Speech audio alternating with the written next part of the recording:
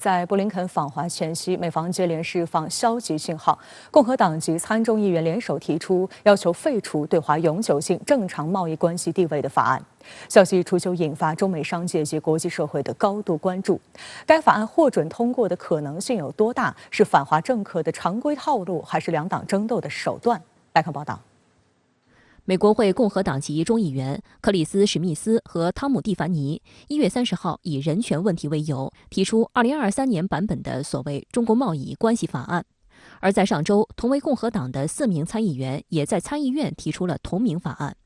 这份摆上参众两院案头的法案，核心诉求是要求美国政府撤销中国在2000年9月获得的永久性正常贸易关系，迫使美中贸易关系退回20年前的模式。所谓正常贸易关系，此前被称为最惠国待遇，也就是说，缔约国双方在通商、航海、关税等方面相互给予的优待，不低于现在或者将来给予任何第三国的优惠待遇。自上世纪80年代起，美国国会就一直对是否给予中国最惠国待遇进行年度审议，直到1994年，克林顿政府将中国的贸易地位与人权状况脱钩，状况有了好转。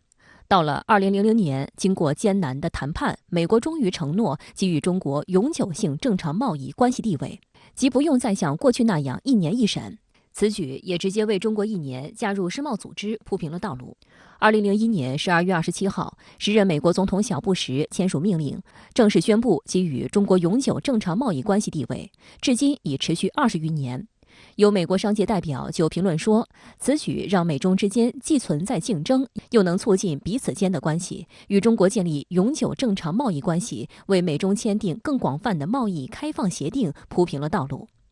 此次参众两院共和党人推出反对法案，引发中美商界及国际舆论广泛关注。因为一旦华盛顿取消对华最惠国待遇，则中国卖到美国的所有商品将无法享受低关税税率，这无疑会损害中美两国企业和消费者的利益。他们不少人非常后悔促进中国加入世界贸易组织，以及随后中国迎来的更快更加令人印象深刻的这种繁荣场景。如果这个法案得以进行推进或者是落地的话，这就意味着美国会背弃世界贸易组织相关规则。所以美国国会议员推这个法案想的可能是打压中国，但客观的后果是使美国在全球事务中那种违背国际规范和规则的那种破坏形象为世人更为清晰的认知了。事实上，过去多年，美国一直有声音讨论要取消中国的最惠国待遇。到了2021年，共和党籍参议员汤姆·科顿直接将此事摆上了台面，向参院提出过要求废除中国永久性正常贸易关系地位的法案。而主导此次提案的共和党人史密斯，去年就曾向众院提出了同样的法案，但两院反响平平。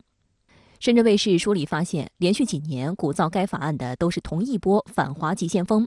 其中带头的史密斯在2020年就上了中方制裁美国官员的黑名单。此人长期在美国会及行政当局中国委员会任职，执行所谓监察中国法治发展和人权的职能，多次在中国内政问题上造谣抹黑、密谋勾连，并每年向美总统和国会提交一份年度报告。而其目的就是多搞点反华项目，就能多向美国会要点拨款，同时借打反华牌，积累政治资本，明晰政治标签。值得注意的是，共和党议员大力推动该法案，除反华目的，也是两党斗争中共和党为民主党埋下的一颗雷。有分析指，共和党将球踢到白宫面前，是否签署将成为摆在拜登面前的一道难题。如果不通过，共和党将会拿这件事作为指责民主党对中国态度软弱的趁手工具。事实上，在近2年华盛顿政客大声疾呼要与中国脱钩的背景下，去年中美贸易额仍强势达到创纪录的约7600亿美元。因此，即使通过，该法案也并不一定能在多大程度上打疼中国，不过是两党恶斗的工具罢了。与此同时，美国贸易代表办公室1月31号还公布了一份所谓的2022年假冒和盗版恶名市场评估，再次将中国列为榜首。该报告把微信的电子商务系统确定为最大的假冒商品平台之一，阿里巴巴的全球速卖通和淘宝网以及百度网盘等多家在线平台也都中招。这也不是美国第一次操弄这样的年度评估报告了。去年，中方曾回应说，不同意美国政府把一些电子商务网站列入这个名单的决定，称此举不负责任。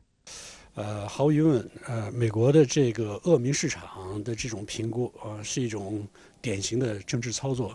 一方面呢，以政府的权力来确保美国自身贸易的优惠或者是特权；一方面呢，又在相关国际贸易领域中进行一个对中国污名化的这种操作，从而使得全球贸易更为一体化的这样的一个良性发展格局出现一种分裂和对抗。我们注意到，连日来，美国在经贸、高科技领域策动了包括要求废除中国永久正式贸易关系地位在内的多次恶化行动，一连串的贸易威胁也引起外界特别关注。那么，在今天的记者会上，有记者援引一家全球性航运公司表示称，美国正在以新疆强迫劳动行为为借口，扣留中国企业生产的铝产品。针对此事，发言人毛宁回应表示，美国将正常的经贸合作政治化，违反了中国的规则，破坏国际产业稳定，最终损害的是美国自身的利益。我们敦促美方停止对中国企业的无理打压，中方将采取必要措施，坚定维护中国企业的正当合法权益。有观察指出，当今美国采取的对华政策已经超出零和游戏的范畴，而是达到复合游戏的程度。换言之，美国的心态就是宁愿割自己的肉，也要损害中国的利益。但限制中国企业的所有措施，最终都将反作用于美国自身竞争力的发展上。长远看来，美国复合游戏对其自身造成的伤害，或许在1-2年内难以显现，但在未来10-20年里，美国所受到的伤害将越来越明显。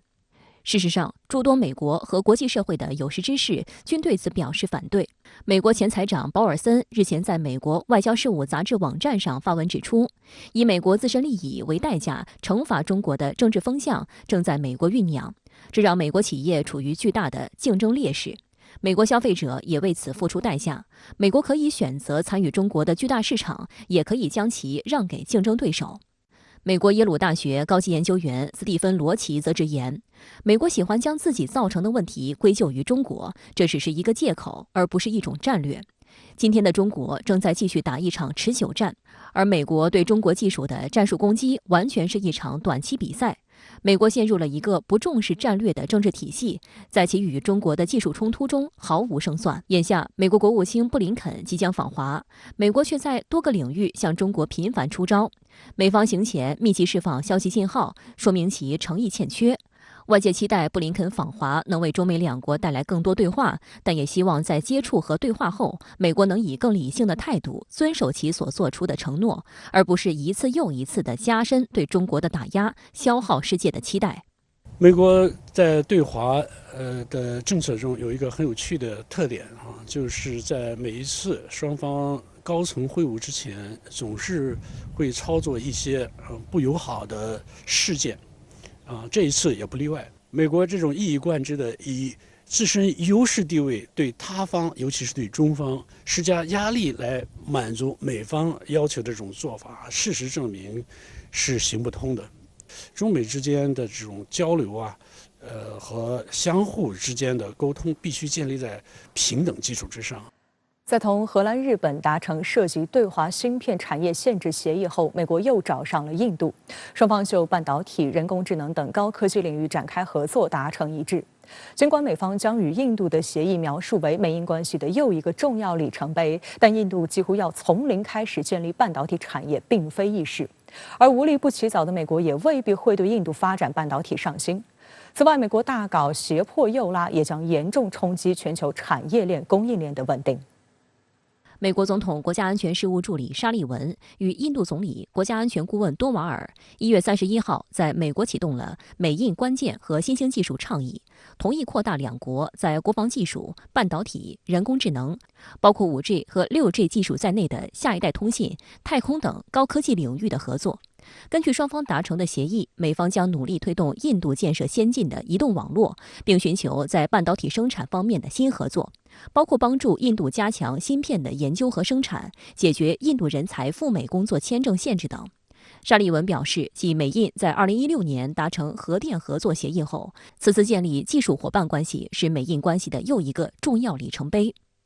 尽管白宫在说明与印度的合作协议时并未提及中国，不过沙利文当天向媒体透露，美印的这份倡议就是为了与中国竞争。沙利文不仅声称10多年来与中国的地缘政治竞争的背景一直是美印关系中的一个特点，还渲染中国带来很大的挑战，它的经济实践、军事行动以及在未来产业供应链方面的努力都给印度带来深远影响。英国金融时报分析认为，美印这一系列雄心勃勃的技术、太空、国防倡议的目标是在印太地区对抗中国，同时摆脱印度对于俄罗斯进口武器的依赖。纽约时报提及拜登政府近一段时间来对中国在芯片等诸多高科技领域的限制，指出美国出于在这些领域中同中国竞争的考虑，试图将某些关键零部件的制造从中国转移至印度。美印相关的一个合作的举措，实际上是都是从两个国家各自的一些战略意图这个出发的。比如从美国这方面，那么它带有很强的一个对华的一个色彩；从印度这方面，那么它也需要借助美国的一个力量来提升它自身的在半导体啊，在这个量子科技啊、太空啊等等领域的一个技术的一个水平，包括国防领域。所以美印呢，它当然有它自身的一些考量，但是如果从整个国际局势来看的话，那么我觉得美国这个举措是应该说是实际上是在它过去几年针对中国的这种技术打压的一个升级。实际上，近年来在半导体、通信等技术领域，美国已经针对中国实施了多项限制性措施。美国近期还与日本、荷兰官员在华盛顿达成神秘协议，同意扩大对华芯片出口管制措施。近日更有报道称，美国政府已停止批准美国企业向中国华为公司出口包括4G 智能手机芯片在内的大部分产品。美国大搞胁迫诱拉，破坏的是市场规则和国际经贸秩序，冲击的是全球产业链供应链的稳定。它实际上是有既是一个对华，那么也是一个在中印之间打楔子这么一个企图，同时呢对全球的相关领域的一个产业链供应链的一个合作，那么也带来一定的一个负面的一个影响。在美印官员见面当天，美国半导体行业协会与印度电子和半导体协会宣布成立私营领域的工作组，加强两国在全球半导体生态系统中的合作。虽然美国声称有意助力印度的半导体业，但目前印度并非半导体制造国，印度的半导体几乎全部从中国、新加坡、日本、美国等进口。要在印度从零开始建立半导体产业并非易事。印度的基础设施非常薄弱，半导体制造厂的生产环境非常严格，必须供水充足，确保稳定电力供应，有高效的物流支持。但是印度去年夏季经历了多次大面积停电，水资源危机也持续多年，港口效率低下，海关清关耗时长等，都让海外资本望而却步。纽约时报还指出，若将供应链移出中国，不少企业发现很难获得所需的大面积厂房以及技术熟练的工人。除基建外，制造半导体所需的原材料，印度也难以解决。目前，半导体重要的原材料单晶硅、稀土等主要来自中国。即便印度的制造厂投入生产，如果订单量不够大，不足以降低生产成本，那么与其他已经进入全球市场数十年的成熟供应商相比，印度的半导体产品也没有竞争力。美印之间的分歧还体现在战略层面，两国在不少问题上步调不一。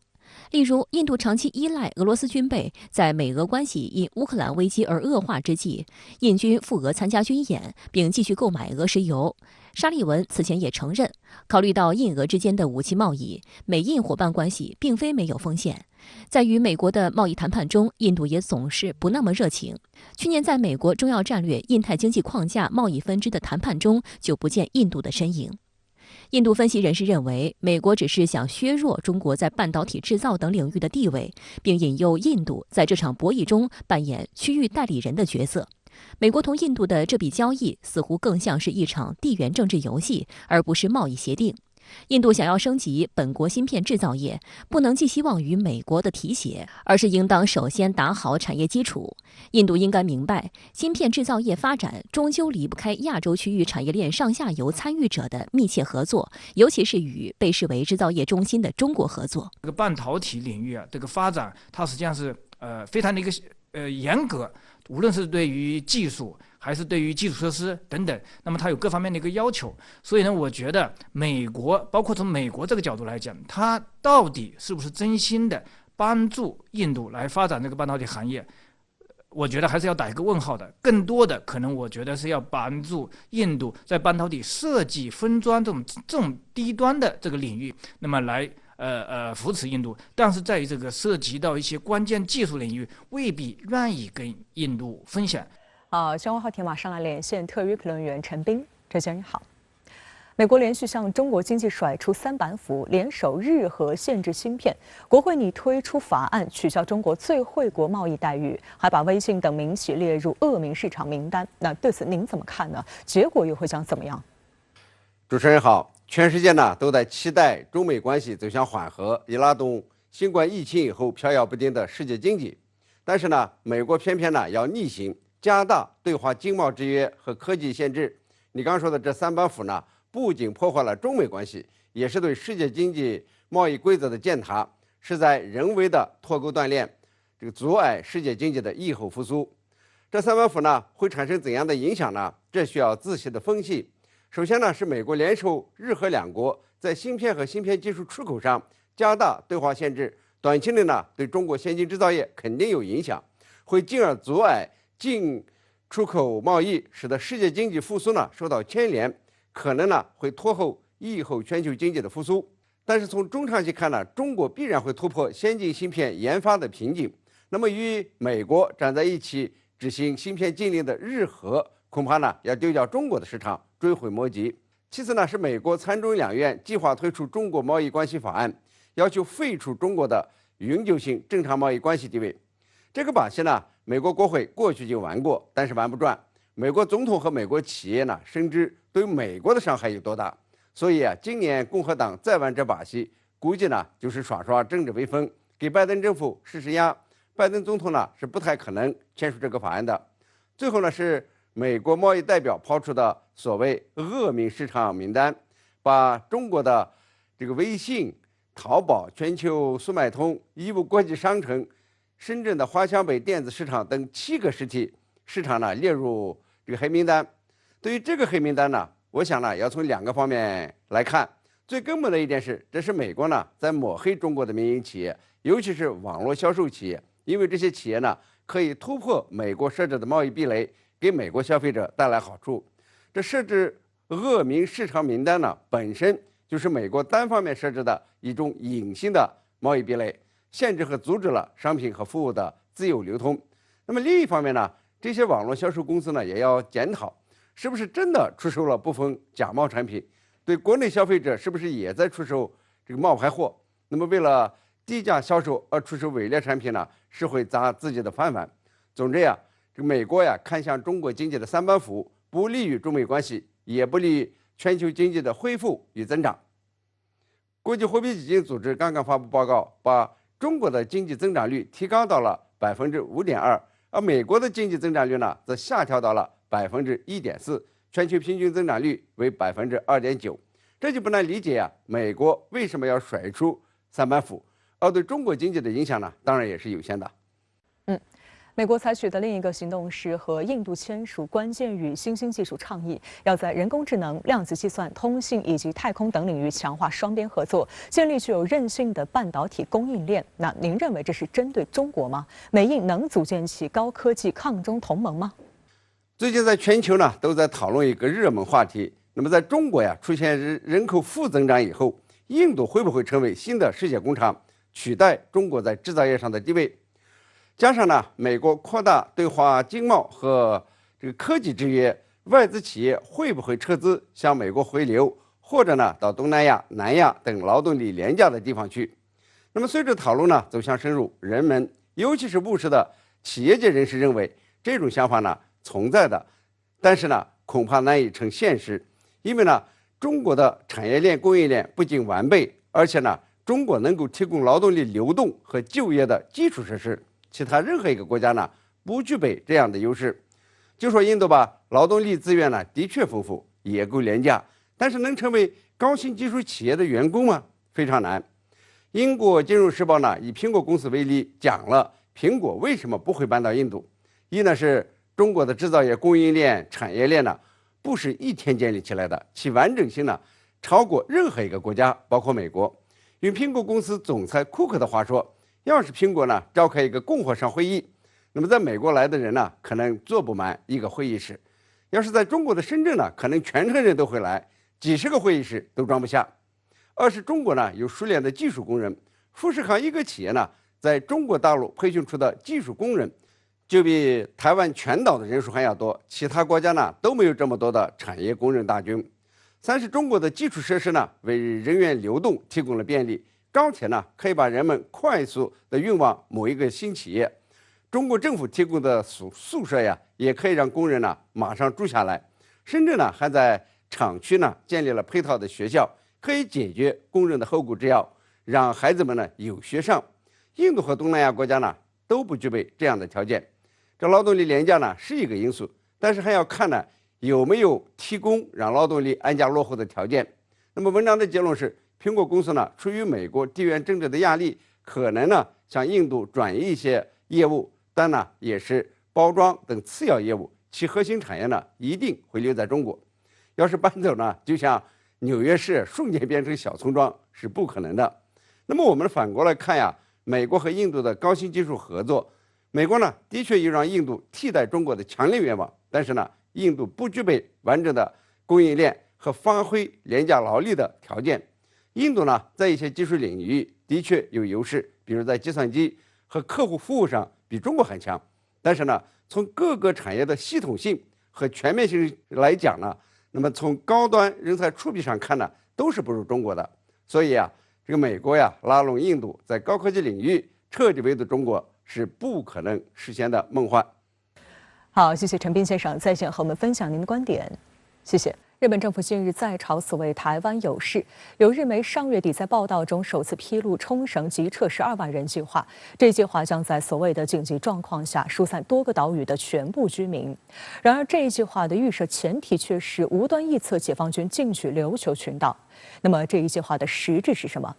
不断炒作所谓台湾有事的同时，日本还在不断加深与北约的互动。在最近北约秘书长对韩日的访问中，言必称中国，其背后意图值得警惕。日媒此前曾披露，根据日美制定设想介入台海紧急事态时的联合作战计划草案，日本将允许美军在新南诸岛建立临时攻击基地，而那些岛屿大多数都有人居住，引发冲绳县政府的强烈担忧。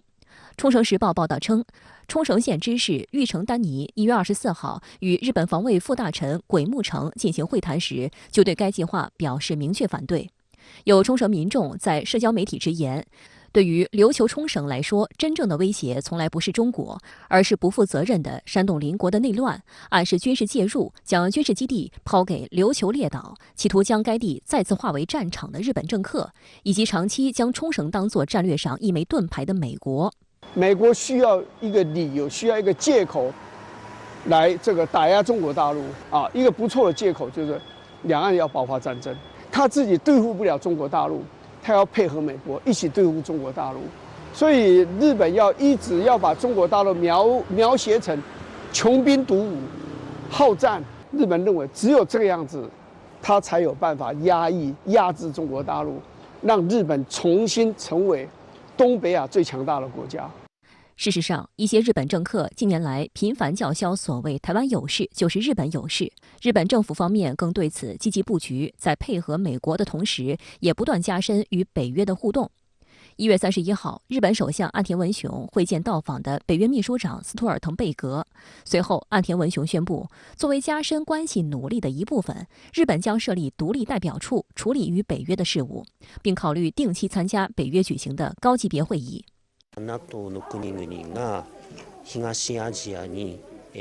場合によっては軍事的な行動をする東アジアに例えば、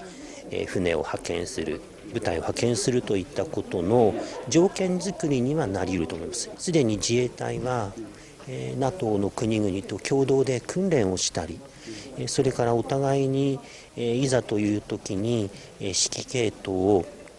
統合していくという準備というのは当然しているわけですね。ですから、全くこれから先 NATO が東アジアに関与しないということではないと思います。東アジアなりヨーロッパの安定にとっては必ずしも良くないことではないかなと、そちらの方を私は心配しています。东京大学名誉教授小森洋一还认为，日本防卫政策的大转换得到北约特别是美国的支持，这与美国和北约的亚太战略是分不开的。此番斯托尔滕贝格在访问日本前还去了韩国。访问过程中，斯托尔滕贝格在多个场合提及中国，称中国对基于规则、开放和民主的国际秩序进行所谓专制反击。中国发展出可以触及北约国家的军力，并所谓威胁台湾，北约必须团结和坚定来应对所谓的中国安全威胁。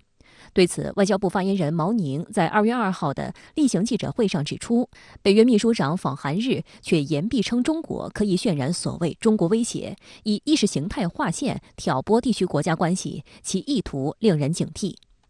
亚太不欢迎冷战思维、阵营对抗，北约应当深刻反思其为欧洲安全到底发挥了什么作用，不要搞乱了欧洲，还企图搞乱亚太和世界。日本东京新闻近日报道指出，日本利用北约力量扩大国际话语权，强化自身实力，将增加地区发生摩擦或冲突的可能性。北约借助日韩之力，进一步介入东亚事务，也将使地区安全形势变得更加复杂。日本和北约加速勾连的行径，必然引起国际社会的高度警惕。朝日新闻指出，北约是以成员国集体防御为最大任务的军事同盟。亚太地区是一个富有多样性的地区，搞集团拼凑、阵营对立已经不符合冷战结束后当今的世界格局和趋势。作为亚洲大国，日本更应该推进对话交流，为地区和平与稳定做出贡献。相关话题马上来连线特约评论员吴卫，吴先生你好。日本大肆炒作所谓台湾有事时，竟称解放军或将进取琉球群岛，并首次公开冲绳紧急撤离12万人计划。那对此您有何评论？是的，同迪。此前我曾评论过，一直以来日本似乎热衷于营造一种第3次世界大战即将在东亚爆发的错觉，大多以日本为受害主体进行叙事建构。这是一幅什么图景呢？我尝试揣测一下日方的想定。他们认为，中国一旦启动武统方案，解放军的海空力量将兵锋直指第一岛链，针对岛链上的美日军事设施进行先发制人打击，以此为解放台湾的2栖登陆作战创造一个安全地带，并以此拔除美军从西太平洋方向上介入冲突的支点。如果这个想定真的实现了，那我们几乎可以确定第3次世界大战真的爆发了。你甚至可以将它视为中美2个世界大国在太平洋板块上的一次剧烈碰撞，是战略上的总摊牌。但问题就在于，事情真的会朝着这个最糟糕的方向无底线的滑落吗？我们需要搞清楚一个界限，究竟是美日主动介入台海局势导致引火烧身，还是中国不惜与美日一战先发制人，火烧连营呢？主动与被动一字之差，整个政治动机与军事行动背景是天差地别的。我需要提醒日方一点，倘若日本主动登上美国战车，在介入台海局势的邪路上越走越远，那么引火烧身的可能性还真不小。倘若日本安守邻国本分，那么台湾问题作为中国的内政又与你何干呢？大可不必主动往所谓受害者的身份上靠。所谓冲绳紧急撤离12万人计划，在我看来是个挺邪门的事儿。它是对所谓中日必有一战浓墨重彩的描绘，是向日本民众传递错误的信号，捏造一种错误预期。对于普通民众而言，军事演习是军队的事情，他们往往对此无感。但是如果让他们拖家带口的钻一次防空洞，登上紧急撤离的专机或是客轮，哪怕只是一次演练，他们也会对战争迫在眉睫有一个全新的认知，会对中国的国家形象形成负面印象。从舆论宣传与国家叙事的角度上看呢，日本正在针对中国进行所谓的侵略者形象建构，这才是真正值得我们警惕，并且需要大力驳斥的。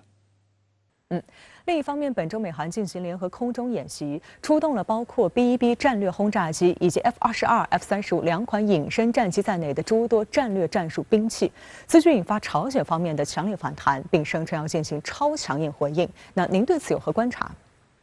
如果将日本与韩国这段时间的一系列军事动态放在一起来看，我们会发现，他们背后都有着一条明晃晃的线，将这一切串联在一起。那就是美国防长奥斯汀以及北约秘书长斯托尔滕贝格前后脚访问韩日两国，他们都带着同样的任务而来，那就是加强日韩两国针对热点地区潜在危机的军事协同能力。朝鲜的反应有些激烈，在我看来是可以理解的。自尹锡悦政府上台以来，美韩军事协同动作就在不断升级，此番演习还把美军压箱底的战略兵器拿出来了。要知道，朝鲜最警惕也最敏感的便是美军使用隐身战机，借助性能优势全面压制朝鲜的防空体系，进而对平壤的要员进行所谓斩首行动，对朝鲜的战略设施进行外科手术式打击。这是朝鲜目前军事实力最难提防的杀手锏，会触碰平壤强烈反弹的红线。日韩两国的军事动态，我们不难看出一个趋势。一方面，美国希望将日韩两国进一步捆绑在一起；另一方面，北约希望借助亚太的热点问题，进一步扩张在亚太的影响力。考虑到美国是北约的唯一主轴，斯托尔滕贝格不过是一个台前说话的代理人，那么他们的目标也就很清晰了，那就是在北约妄图在亚太实现东扩。如果说北约在欧洲方向上的东扩是以俄罗斯为假想敌的话，那么在亚太方向上，就是把中国与朝鲜放在了这个位置上。台海危机与半岛危机则是他们远远掺一脚的支点。中国外交部今天的批驳非常精准，是这么说的：北约秘书长访问日韩，却以中国威胁论为靶子，以意识形态划线，挑拨地区国家关系，其意图令人警惕。亚太不欢迎冷战思维，阵营对抗。北约应当深刻反思其为欧洲安全到底发挥了什么作用，搞乱了欧洲，还企图搞乱亚太和世界。我认为此前我们对美国说过的话，同样也可以抄送一份递给北约。你们找错对手了，中国不吃这一套。好，谢谢吴卫先生在线和我们分享您的观点，谢谢。